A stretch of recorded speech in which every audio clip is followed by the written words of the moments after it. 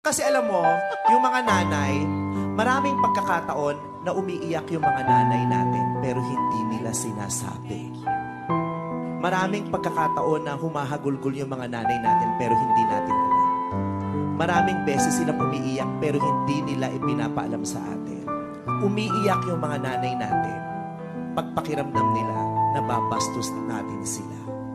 Pag sinasagot-sagot natin sila, pag nagdadabog tayo, pag nagtataas tayo ng boses sa kanila, umiiyak sila kasi feeling nila wala silang kwentang ina. Kaya ginaganon natin sila. Umiiyak sila pero hindi nila sinasabi sa atin. Umiiyak sila pag may hinihingi tayo na hindi nila maibigay. Kasi nanliliit sila.